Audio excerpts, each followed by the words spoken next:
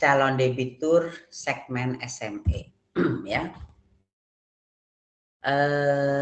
mana sih yang bisa kita nasabah mana yang bisa kita pilih gitu ya, untuk bisa kita kasih pemberian kredit yang mana nih ya, apakah yang harus berdasi gitu kan ya, apa yang seperti apa gitu ya.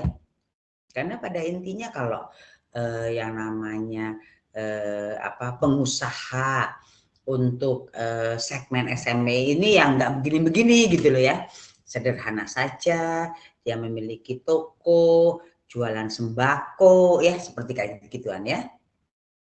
Jadi kita lihat ya. Nah, jadi yang kita lihat itu adalah utama bahwa calon debitur itu memiliki legalitas usahanya. Yang utama seperti itu dulu. Misalnya kalau dia sebagai sebagai trading untuk baju trading bahan baju-baju itulah ya, kain gitu kan ya. Nah, yang harus mereka miliki izinnya itu apa gitu kan ya, apakah yang industri atau yang dia bagian perdagangan saja.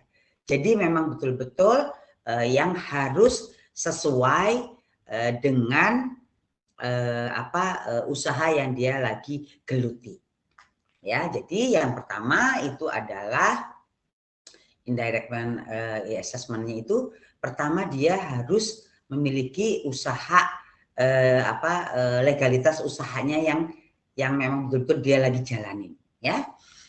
Kalau dia memang lagi trading untuk bahan baju misalnya gitu ya, ya dia harus sesuai dengan izinnya. Jangan nanti izinnya ternyata dia punya industri gitu kan ya, itu nggak boleh begitu ya. Jadi pastikan bahwa yang pertama tentu adalah usahanya itu memiliki prospek yang baik dulu ya di wilayah yang akan kita jalani. Misalnya kalau di Jogja ya, di Jogja dia memilikinya izinnya ya untuk di Jogja itu sendiri, misalnya seperti itu ya. Terus izin usahanya atau legalitas usahanya itu sesuai dengan izin usahanya dia, itu yang paling utama ya. Yang paling utama tuh ini. Lalu yang kedua ada yang namanya BDS checking. Nah, BDS checking itu apa? Di Mandiri itu kan ada sistem ya namanya BDS. Itu bisa dicek di situ. Apakah dia termasuk enggak masuk di daftar hitam nasional Bank Mandiri apa enggak? Seperti itu. Ya. Lalu dilihat lagi kalau memang dia sudah nasabah kita, lihat tren debit dan kreditnya dia aktif apa enggak. Ya, di rekeningnya dia. Lalu kita lihat lagi apakah dia memiliki yang namanya internet based business atau mandiri cash management. Itu semacam sistem di mana yang bersangkutan itu bisa melakukan transfer sendiri itulah ya, kayak mobile banking gitu ya. Bisa transfer sendiri, dia bisa membeli bahan-bahan dengan cara membayar langsung. Memang ada batas-batasannya ya. Seperti itu. Lalu kita lihat juga sebelum kita memprospek misalnya Pak Ahmad ini, kita coba cari ada nggak ya di website, ada apa enggak gitu kan ya. Kalau misalnya nggak ada, kalau kita mau masuknya dia ke mana namanya ke perdagangan, kita coba cari tahu, atau dia ke industri tekstil, kita cari tahu komunitasnya atau asosiasi di industri tekstil dia ada enggak gitu, bagus apa enggak, bisa ditanya di situ ya. Ini yang kaitannya dengan indirect assessment. Lah kalau directnya itu seperti apa? Nah directnya ini yang ada paling tidak kita memberikan beberapa pertanyaan. Ya, misalnya gini, apakah nasabah itu memiliki usaha sendiri apa enggak? Kalau iya, kalau dia jawabannya iya gitu ya, kira-kira dia memiliki usaha, kita bisa kasih kredit apa? Seperti itu ya. Kalau dia punya usaha, cocoknya mungkin kita berikan kredit yang produktif SME gitu kan ya. Tapi bisa juga selain dia kita berikan kredit yang produktif, dia juga bisa kita kasih misalnya kredit konsumtif. Gimana tuh kredit konsumtif misalnya gitu kan ya. Misalnya saja dia sudah memiliki usaha, tetapi dia misalnya mau memiliki, ternyata dia belum punya rumah gitu ya, berarti dia pengen mengajukan KPR ya. Nah kalau KPR itu kan namanya kreditnya konsumtif, bisa kita juga memberikan kredit konsumtif, berarti kita ada kerjasama dengan teman dari consumer loan seperti itu ya. Nanti yang produktifnya dari SME dan konsumtifnya dari consumer loan gitu ya. Nah tapi kalau misalnya ditanyain apakah Pak Ahmad ini memiliki usaha yang dikelola sendiri, lalu kalau jawabannya tidak, berarti otomatis kita tidak bisa memberikan kredit yang sifatnya produktif dalam hal ini untuk segmen SME ya, kita nggak bisa. Lalu tapi kemungkinan bisa kita gali saja, bisa kita gali lagi info-info dari Pak Ahmad ini, mungkin dia membutuhkan KPR atau dia sudah memiliki rumah gitu ya, tapi dia ingin membayar biaya sekolah atau kuliahnya anaknya, nggak punya uang dia, rumah punya dia. Oh kalau gitu gini aja, rumahnya itu dijaminkan ke pihak perbankan untuk memperoleh namanya multiguna. Jadi dia mengagunkan rumahnya, itu bisa diberikan kredit konsumtif oleh teman-teman dari consumer loan ya, seperti itu ya. Jadi ini ada beberapa pertanyaan untuk kita meyakinkan bahwa nasabah ini betul-betul bisa enggak kita jadikan target untuk kita berikan kredit, jenis kreditnya produktif atau untuk segmen SME ini ya. Lalu yang kedua kita tanyain lagi, kalau Bapak Pak Ahmad memiliki usaha gitu ya, usahanya apa Pak? Oh saya usahanya trading gitu kan ya, trading perdagangan bahan kebutuhan pokok gitu kan ya. Oh, lalu kita bertanya kembali, oh Bapak memiliki izin-izin usahanya kan ya Pak ya, gitu. Waduh, saya belum memiliki izin-izin usahanya.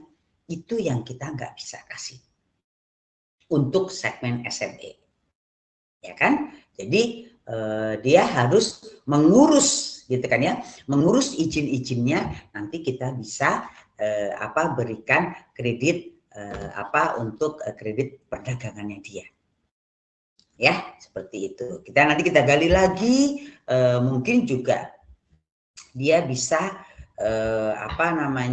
kalau dia ada kebutuhan untuk KPR atau multiguna, dia juga bisa kita berikan kredit untuk yang sifatnya konsumtif. Seperti itu. Ya. Tapi kalau misalnya dia tadi bilang, aduh saya belum ada ya, coba tolong diurus dulu. Nanti kalau udah ada baru kita bisa prospek untuk kredit produktifnya. Ya, jadi sementara kita bisa berikan kredit konsumtif apabila dia membutuhkan. Ya, oke. Selanjutnya kita tanya lagi. apakah Bapak menjalankan usaha trading ini sudah berapa lama? Gitu. Kalau dia bilang, saya sudah 3 tahun, dapat nih kita ya. Kita bisa, dia sudah punya usaha sendiri, dia ada izinnya, gitu kan ya. Dan usahanya itu sudah lebih dari 3 tahun, katakan 3 tahun lebih gitu ya. Itu kita bisa berikan kredit produktif dalam hal ini adalah apa? Segmen SME. Kalau kita gali-gali lagi, dia membutuhkan apa namanya rumah atau apa, bisa kita juga memberikan kredit yang sifatnya konsumtif. Ya, begitu. Nah, selanjutnya kalau kita udah tahu nih, dia punya usaha, dia punya izin, gitu kan ya. Lalu usahanya sudah lebih dari 3 tahun, gitu kan ya. Lalu kita sekarang tanyain, apakah dia memiliki laporan keuangan atau apa, atau tidak? Biasanya kalau untuk kredit segmen SME, pengusaha-pengusahanya itu belum memiliki laporan keuangan yang baik, gitu. Tetapi dia memiliki catatan-catatan yang sederhana. Nah, kalau dia memiliki catatan-catatan sederhana, itu tetap kita bisa berikan. Kita bisa prospek lebih lanjut. Seperti itu ya. Jadi misalnya dia punya, oh saya enggak punya itu, apa itu laporan keuangan, enggak ngerti dia. Gitu kan ya. Laporan keuangan itu maunya kita kan neraca dan laporan rugi laba. Dia nggak ngerti apa itu laporan rugi laba, nggak ngerti. Pokoknya saya dalam mengelola usaha saya untung. Saya bisa nyekolin anak, gitu kan ya. Saya bisa punya rumah, saya bisa punya kendaraan, tapi dia enggak punya suatu catatan yang terdokumentasi dengan baik.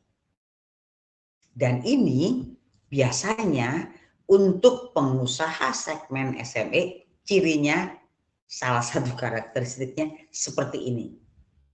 Ya, apa namanya, untuk laporan keuangan mereka belum memiliki, tapi catatan-catatan misalnya dia sebulan menjual berapa, dia punya. Dia menjualnya kepada siapa saja, dia punya catatannya. Lalu dia sekarang memiliki stok barang, persediaan barang, apa saja dia pasti punya. Lalu dia bilang, ketika saya membeli barang-barang ini, barang persediaan ini, saya punya utang kepada supplier. Kemana saja dan berapa nilainya pasti ada. Jadi catatannya biasanya catatan penjualannya dia punya, gitu ya. Catatan hutang-hutangnya dia punya, lalu catatan penjualan kepada pembelinya dia punya, bahkan dia punya catatan tagihan dia kepada pembelinya. Mungkin saja ketika dia menjual kepada pembelinya itu tidak dibayar tunai, tapi dia membayarnya 2 bulan yang akan datang, pasti dia memiliki catatan. Nah, catatan-catatan sederhana itulah yang nanti kita gali. Seperti itu ya, kita gali dan kita bisa apa namanya, mengambil kesimpulan, oh ternyata usaha dia itu memiliki keuntungan yang cukup. Gimana caranya? Kita tentu akan gali, oh penjualan dia berapa dalam 1 tahun. Lalu biaya-biaya operasionalnya misalnya untuk gaji pegawainya berapa, untuk beli bahan bakunya berapa, segala macam. Jadi kita bisa buat yang sederhana, neraca rugi laba itu. Oh tadi penjualan misalnya 1 tahun katakanlah 2 miliar. Lalu biaya bahan baku, biaya gaji, biaya listrik, kita tanya ini satu-satu tuh detil. Oh berapa? Jadi nanti kita sampai tahu, oh Bapak punya kredit enggak dari bank? Oh saya punya dari bank BRI, bunganya Bapak berapa per bulannya membayar? Bapak berapa cicilannya? Itu sebagai mengurangi nanti daripada labanya dia, kan gitu ya. Karena uangnya itu digunakan nasabah untuk pembayaran bunganya. Mungkin untuk pembayaran cicilannya. Sampai nanti kita lihat terakhirnya, oh dia memiliki laba dari penjualan tadi berapa? Katakanlah penjualan 1 tahun 5 miliar, dia memiliki laba katakanlah 250 juta. Seperti itu. Nah, nanti yang kita lihat di situ. Jadi dari catatan-catatan sederhana yang dimiliki oleh Pak Ahmad, kita mencoba memasukkannya ke dalam bentuk laporan rugi laba sehingga kita tahu laba net laba dia setelah dikurangin pajak itu berapa. Nah, dari net pendapatannya dia atau labanya dia itu, kalau dia minta kredit dari Bank Mandiri, gitu kan ya, kan tentunya nanti kalau bank memberikan kredit kan dia juga harus bayar bunga, ya kan? Dari laba itu dia bisa nggak membayar bunganya kepada Bank Mandiri. Jadi dengan kita melihat dari net profit itu sebetulnya kita ingin melihat apa namanya repayment capacity. Kemampuan si Pak Ahmad ini untuk membayar semua kewajibannya gitu ya kepada pihak perbankan atau kepada pihak lain. Mungkin dia juga ada kan tadi misalnya untuk membeli bahan bakunya dia dari suppliernya dia gitu ya, dia hutang. Barang diterima sekarang bayarnya sebulan yang akan datang. Gitu ya. Jadi kita lihat betul-betul semua omsetnya dia berapa, kewajiban dia berapa, gitu ya. Jadi dia mampu nggak nanti untuk membayar atau memenuhi kewajibannya kepada pihak perbankan atau kepada pihak ketiga lainnya. Dalam hal ini misalnya supplier. Seperti itu. Ya. Itu yang kaitannya kita melihat bagaimana kita melihat nasabah sebagai pengusaha yang memiliki legalitas, memiliki pengalaman gitu kan ya, bisa nggak kita kita jadikan targetkan kepada dia untuk kita berikan kredit untuk segmen SME. Ya, itu yang terkait dengan direct and indirect assessment yang sederhana lah, ya, seperti itu. Oke, nah, ya, tadi kita tanyain lagi nih, misalnya ya, beberapa pertanyaan kembali nih tadi setelah kita 4 poin itu kita dapat, kita nanti gali lagi, gitu kan ya, omsetnya dia berapa? Per bulannya kita tanyain dulu atau per minggu, per bulan, lalu nanti kita lihat per tahunnya berapa gitu. Kalau kita lihat selama setahunnya range-nya sampai dengan katakanlah 50 miliar, kita lihat, kita bisa proses nih. Tapi nanti tentunya kita lihat lagi ya, penjualan dia selama setahun betul nggak dari usaha yang dia jalani. Seperti itu. Tapi kalau misalnya omsetnya itu misalnya melebihi dari 50 miliar, tadi kita lihat lagi. Betul-betul kita teliti betul nggak dari bisnis usaha dia. Kalau memang betul dari bisnis usahanya dia, tetapi omsetnya melebihi 50 miliar, kita masih berkenankan sih. Nanti kita minta izin prinsip kepada atasan kita. Bisa nggak nih kita mau proses lagi gitu kan ya, karena ini ini tidak masuk nih, tidak sesuai dengan ketentuan kriteria kita karena dia omsetnya di atas 50 miliar. Ya, seperti itu. Nanti kita lanjutkan lagi nih pertanyaannya kira-kira Pak Ahmad ini membutuhkan pembiayaan kreditnya berapa besar, seperti itu ya.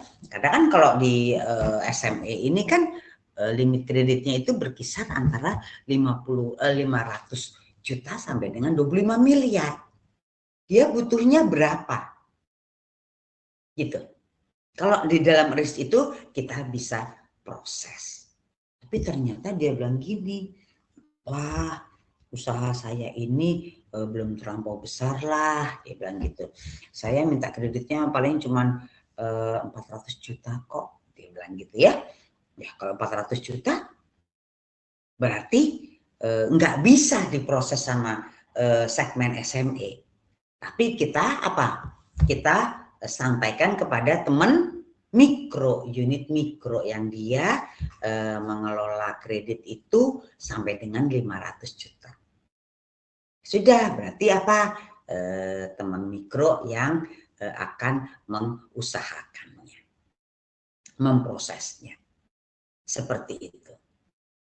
Ya, tapi kalau ternyata, saya itu butuh kreditnya 50 miliar, dibilang gitu. Waduh Pak Ahmad, mohon maaf, kami memprosesnya sampai dengan 25 miliar. Atau Bapak 25 miliar aja ya, nggak usah 50 miliar ya.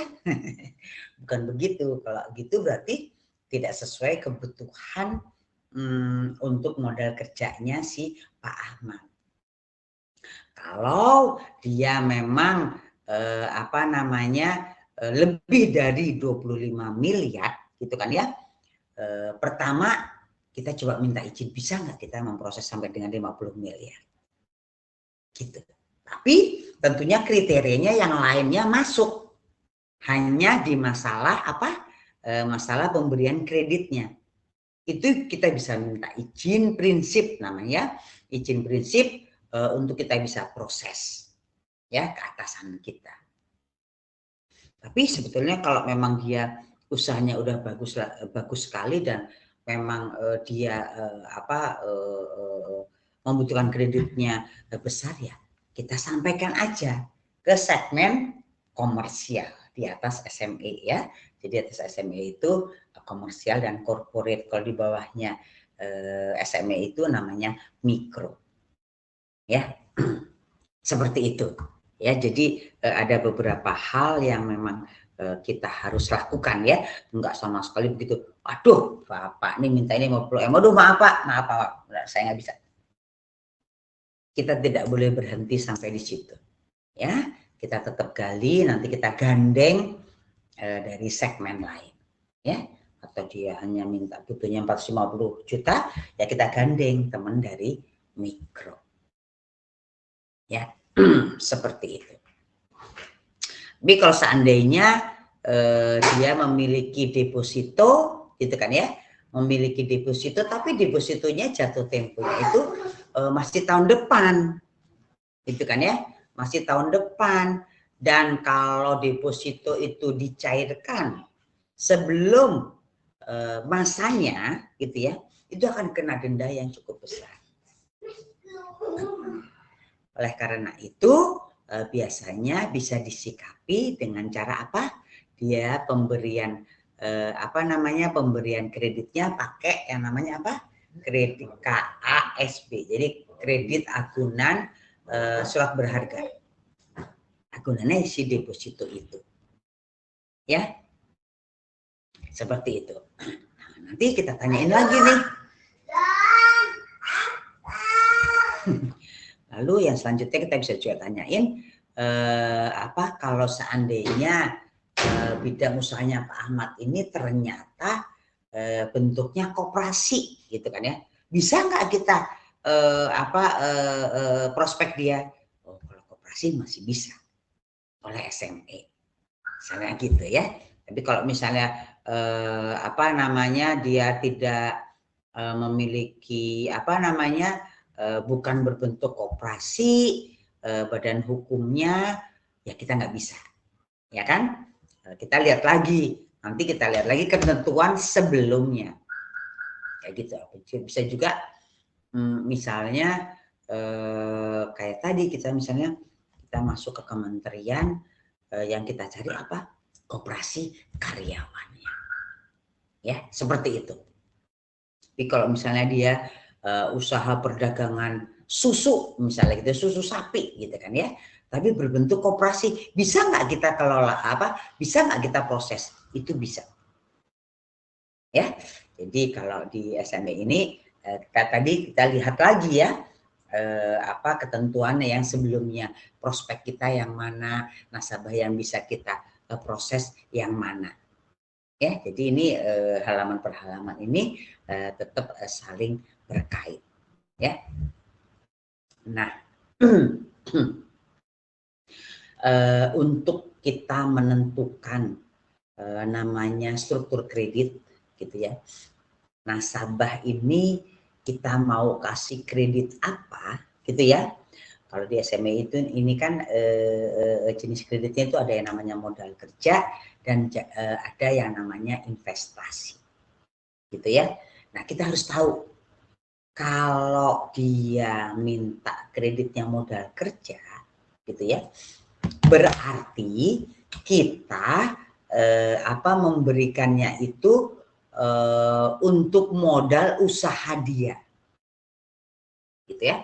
Modal usaha misalnya dia untuk membeli bahan baku, membuat dia persediaan, gitu ya. Atau dia memproses produksi, atau yang sekolah sederhana dia beli kain dijadikan baju, kan ada prosesnya ya, dia dengan cara menjahit segala macam gitu ya. Terus dia juga harus membayar biaya tenaga kerjanya, karyawan-karyawan dianya ya, itu digolongkan namanya masuknya kredit modal kerja. Ya, karena apa? Ini betul-betul untuk memproses produksi atau membeli bahan baku yang intinya nanti tinggal dijual kepada customer. Ya, yang sangat berbeda kalau namanya struktur kredit, yang namanya kredit investasi. Kalau kredit investasi itu kita berikan kepada pengusaha, gitu kan ya, kepada pengusaha yang tujuan kreditnya gitu ya, misalnya untuk apa?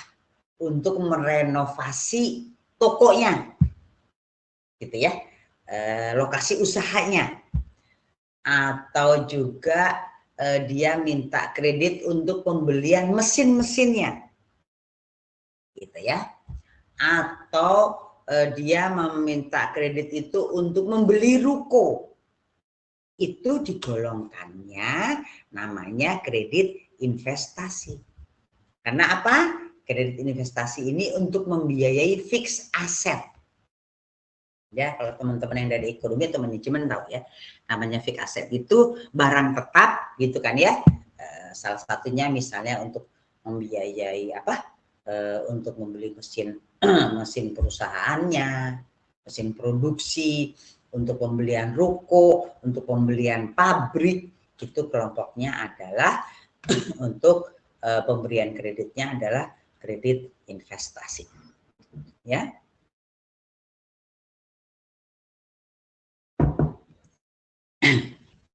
Sampai sini sudah paham atau ada yang mau ditanyakan?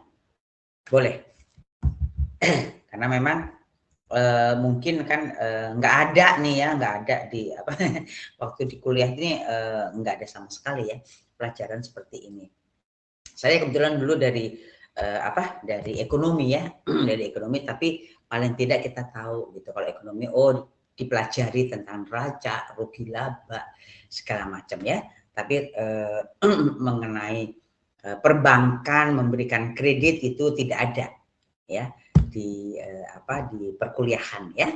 Ini apalagi teman-teman ini kan banyak yang dari yang dari statistik ya mungkin ya, atau dari IPB gitu kan ya. Kalau IPB-nya yang yang ada ya, yang hampir mirip-mirip dengan ekonomi sih masih memungkinkan ya. Tapi kalau yang dari statistik gitu misalnya, nggak ada ya. Kalau teknik industri hampir mirip-mirip lah ya dengan ekonomi. Tapi kalau teknik mesin gimana? Susah tuh, nggak ada. Hukum nggak ada ya. Seperti itu ya, pelajaran-pelajaran seperti ini. Tapi teman-teman, ada lagi nih, teknik dirgantara.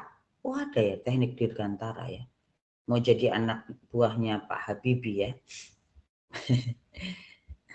Penerusnya Pak Habibie ya. Itu ada lagi geologi gitu kan ya. Tapi teman-teman jangan khawatir. Dulu ada direktur Bank Mandiri itu lulusan dari ITB nuklir. Ya Pak Budi Sadikin. Jadi artinya belum tentu bahwa yang masuk perbankan itu adalah orang-orang yang dari ekonomi saja, manajemen saja. Itu tidak sama sekali ya. Justru pengalaman saya juga teman saya yang tadi pagi saya cerita dari 60 orang 30-nya itu dari IPB semuanya. Gitu ya. Tapi dan yang luar biasa seangkatan saya juga itu banyak yang jadi direktur di Bank Mandiri, jadi direktur, jadi group head yang memang pangkatnya cukup tinggi sekali. Ya, jadi bukan berarti bahwa di perbankan itu yang dibutuhkan hanya dari ekonomi atau manajemen, enggak. Ya, dari semua fakultas bisa saja. Ya, seperti itu. Walaupun mungkin nanti kalau teman-teman mau masuk Bank Mandiri, mungkin masuk program yang namanya ODP, misalnya kayak gitu ya. Ya nanti akan diberikan pembekalan kembali. Ada training 3 bulan, 3,5 bulan, segala macam. Ya, seperti itu. Oke, sampai sini ada yang mau ditanyakan? Sebelum kita lanjutkan ke critical point pemberian kredit. Ada yang bertanyakan?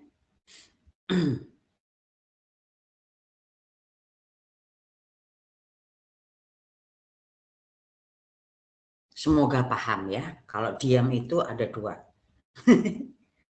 Pertama, tidak ngerti sama sekali. Yang kedua, aku wis ngerti Bu, itu semuanya wis ngerti. Ada 2 hal ya. Ya semoga nanti teman-teman bisa paham lah ya.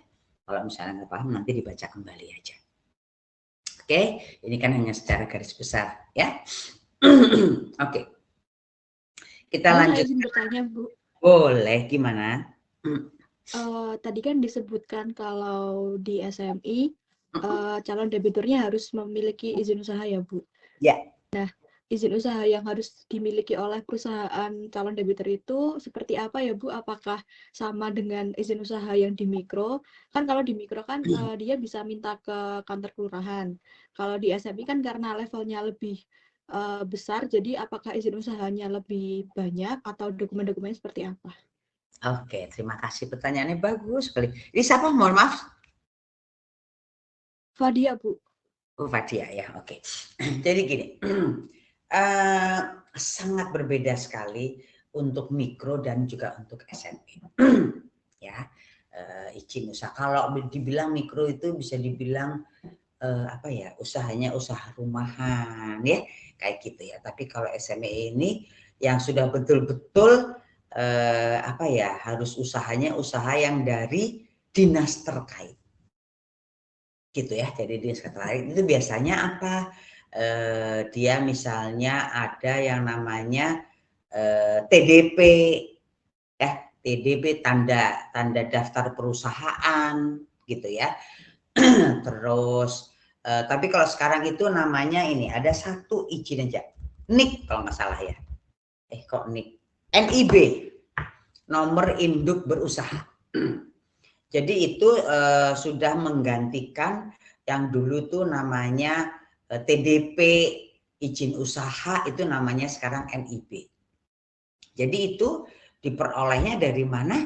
Dari instansi terkait. Ya, Dia biasanya dari dinas perdagangan lah atau apa, tapi memang dia itu betul-betul bukan hanya sekedar dari kelurahan saja. Ya, kalau yang umum itu biasanya dia harus miliki ya otomatis ya NIB, NPWP gitu ya, itu udah harus ada gitu ya. Tapi nanti berbeda lagi kalau misalnya kita akan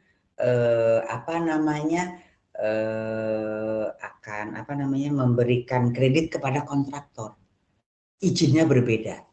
Jadi ada beberapa bidang usaha yang izinnya harus dilengkapi lebih jauh. Misalnya kalau kontraktor dia harus memiliki izin dia kontraktornya apa? Izin kontrak membangun rumah itu beda lagi izinnya, harus dilengkapi di luar yang tadi NIB itu. Ya. Terus kalau misalnya untuk hotel gitu ya, hotel juga berbeda. Harus ada ditambahin dengan izin dari pariwisata. Misalnya seperti itu. Ya. Lalu apalagi ya? Kalau kita lihat SPBU ya yang jual bensin solar gitu. Itu harus ada tambahan lagi izinnya. Izinnya apa? Ada kerjasama dari pihak Pertamina. Seperti itu ya.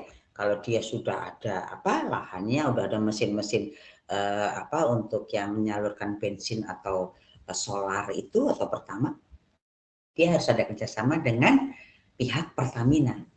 Untuk apa? Pertamina memasok daripada si bensin, si bahan bakar itu. Ya, itu inti daripada izin usaha apa aja sih yang dimiliki. Ya, tapi kalau yang utama tentu ya secara umum itu ya NPWP, NIB ya kalau dulu tuh namanya ada tanda daftar perusahaan seperti itu. Ya, terus ada juga izin usaha SIUP, surat izin usaha SIUP segala macam ya. Kalau sekarang namanya NIP. Seperti itu ya Pak Dia ya. Itu yang memang harus dimiliki supaya dia secara legal dia memang berhak untuk menjalankan usaha tersebut. Ya. Oke. Terima kasih, Bu. Ya, oke, makasih. Ada saya mau bertanya. Masnya, siapa Mas?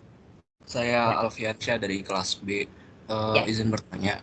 Ya. Tadi kan Ibu sempat menjelaskan kalau ada kalau misal untuk calon debitur SME itu bisa memiliki MIB terlebih dahulu.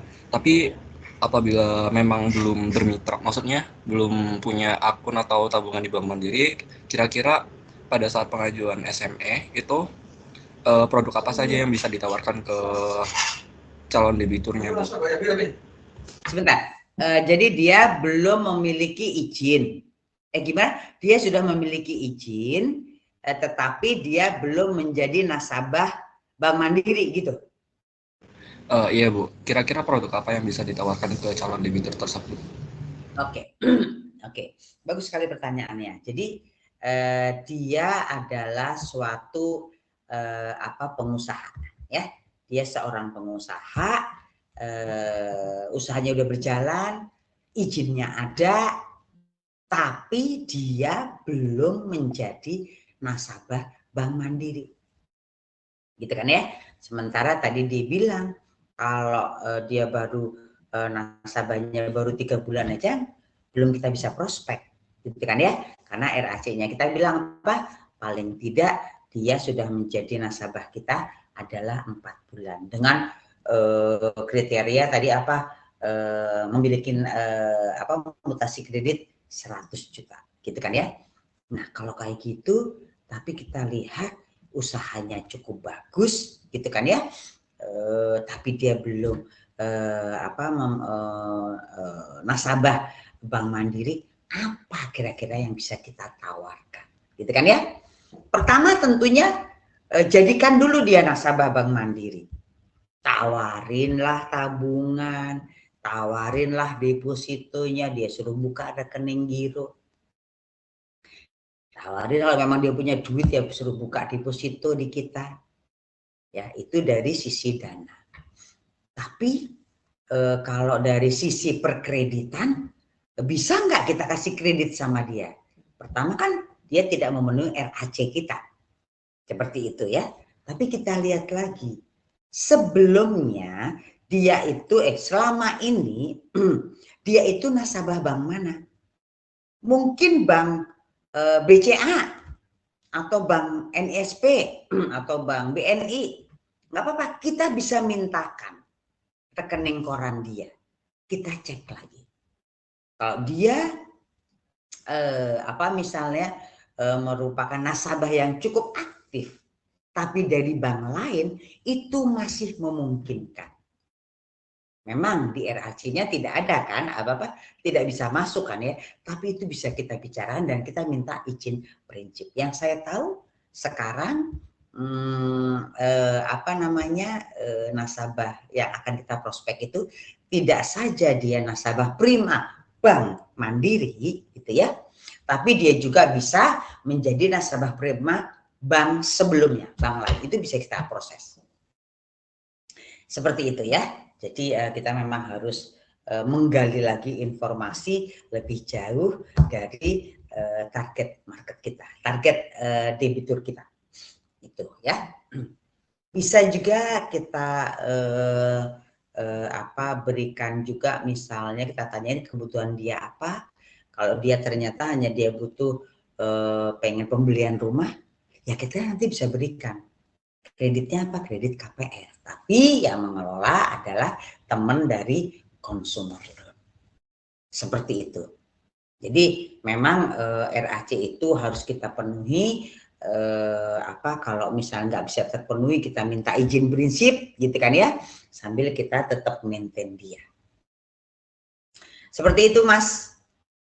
Baik, ya. terima kasih banyak. Oke, terima kasih kembali. Oke.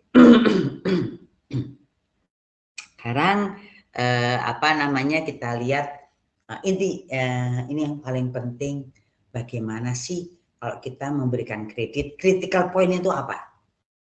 Intinya yang pertama, kalau kita memberikan kredit kepada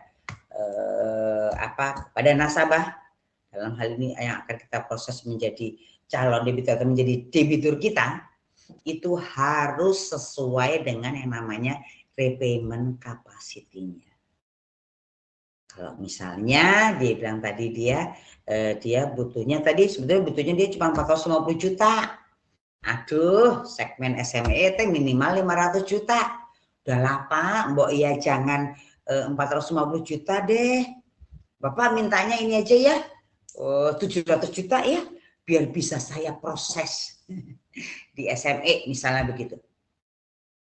Padahal kalau kita lihat kemampuannya dia nggak mampu, ya jangan dipaksa. Jadi betul-betul kalau kita akan memberikan kredit kepada seseorang gitu ya, itu harus betul-betul sesuai dengan kemampuan membayarnya dia. Jadi jangan dipaksa. Kalau kreditnya dia maunya cuma 450, kita paksa aja 700 lah. Lah nanti dia nggak bisa bayar bunga. Gitu kan? Nah itu yang susah, artinya apa? Tidak sesuai dengan repayment capacity, tapi sesuai dengan targetnya si pegawai SME itu supaya masuk ke dalam target dia, nggak boleh ya.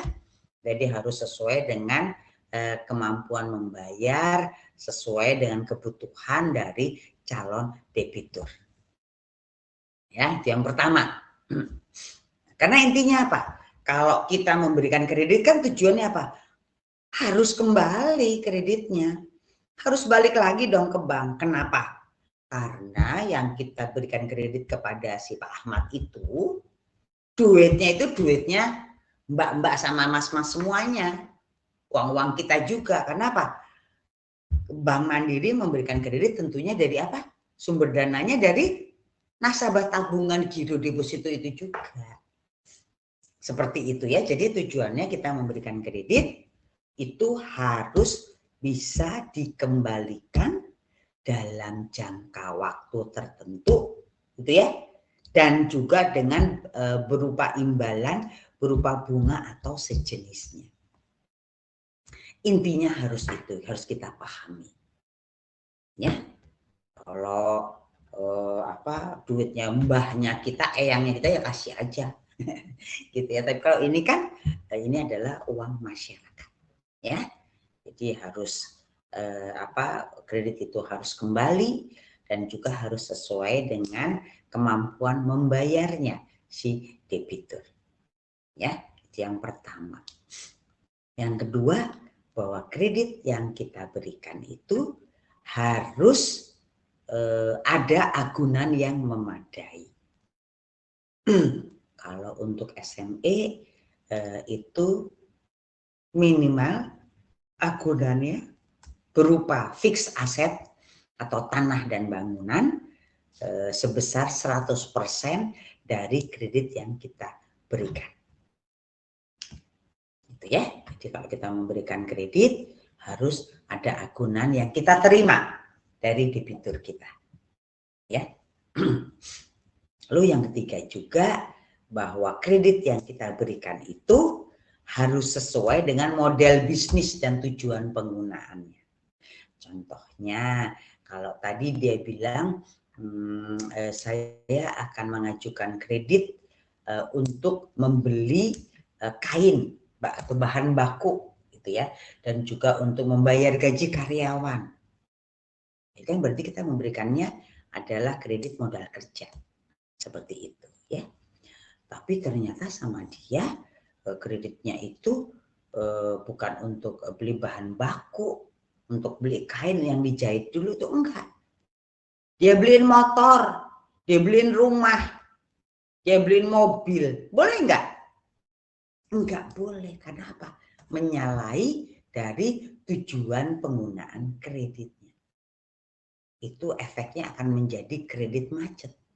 Karena apa? Kalau dia yang harusnya untuk kredit produktif, dia gunakan untuk kredit konsumtif. Enggak ada hasilnya. Dia beliin mobil, lah dari mana nanti pengembaliannya? Seperti itu, ya.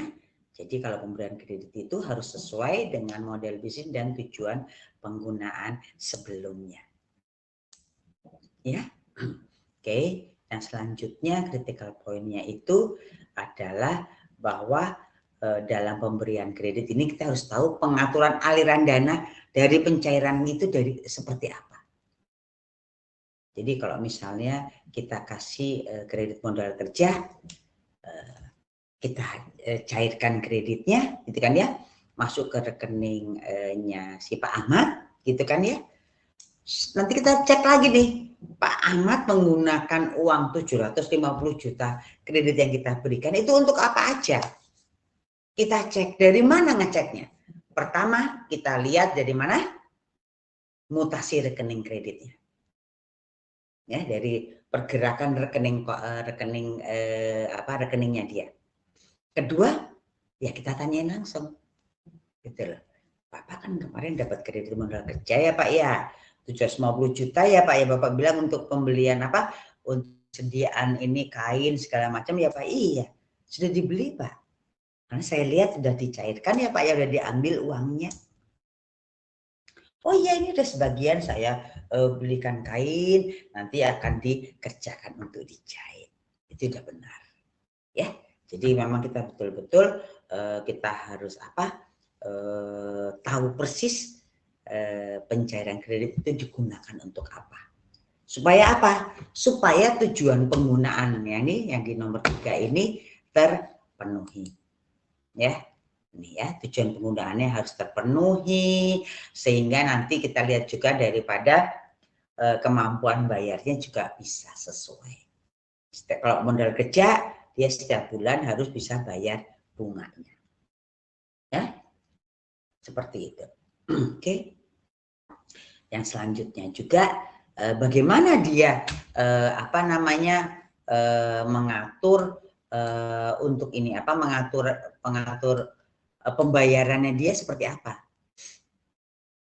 Pengaturan pembayaran bunganya dia seperti apa? Ya, jadi itu harus memang harus kita monitor secara terus-menerus, ya. Oke.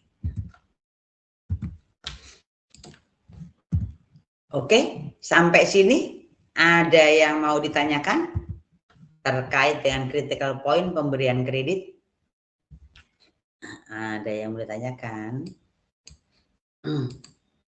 Kalau sudah paham, kita lanjutkan terkait dengan organisasi segmen SME, ya.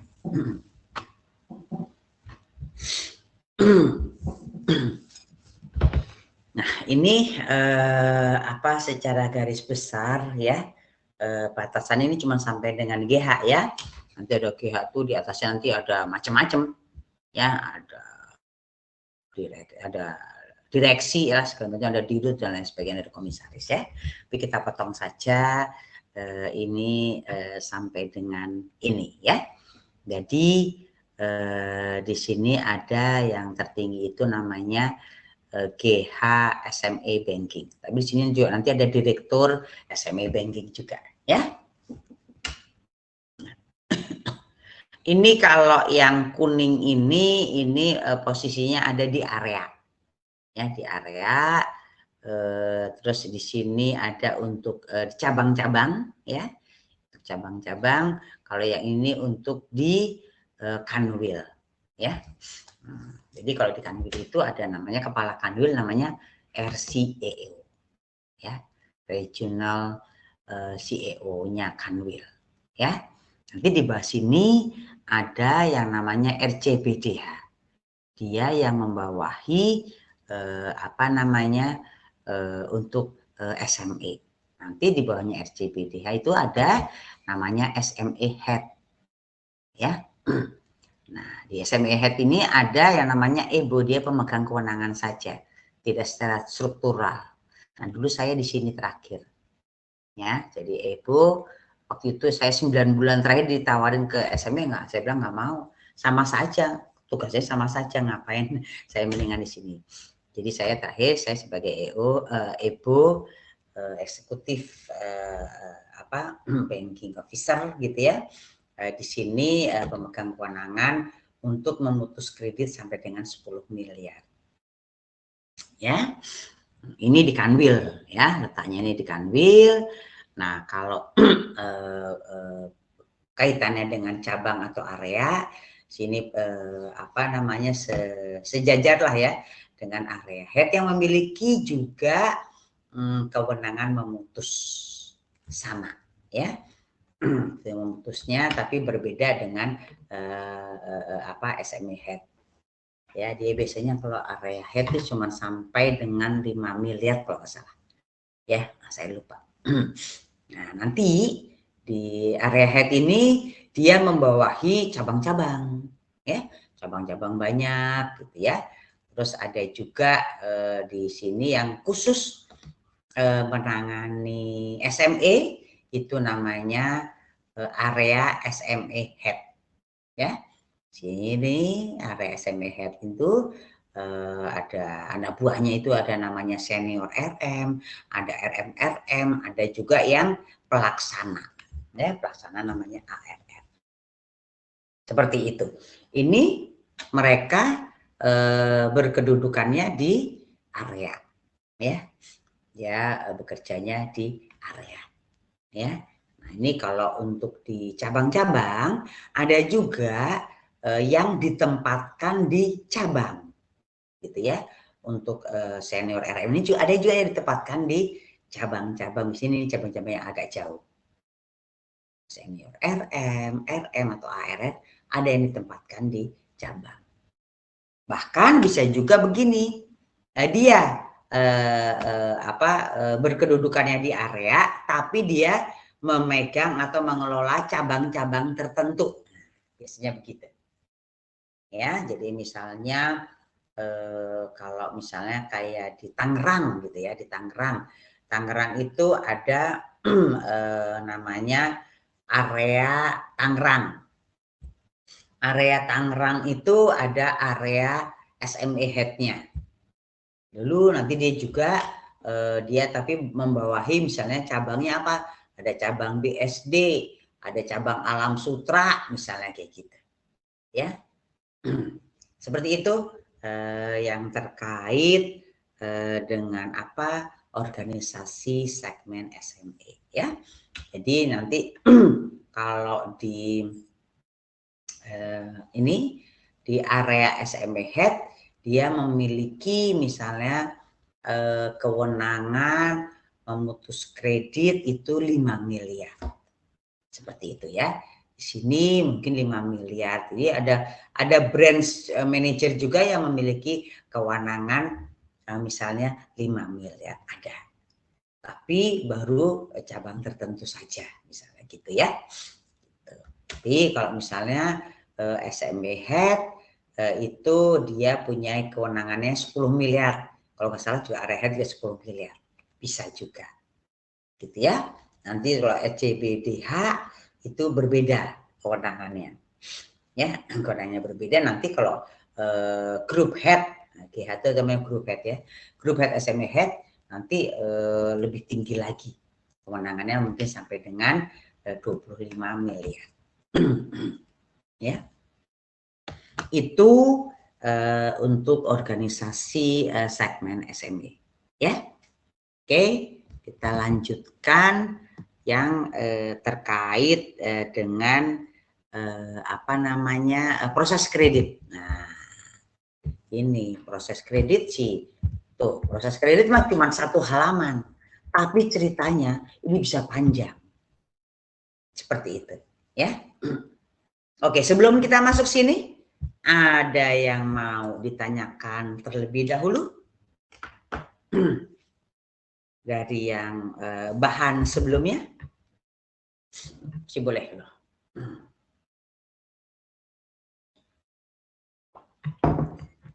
Belum ya?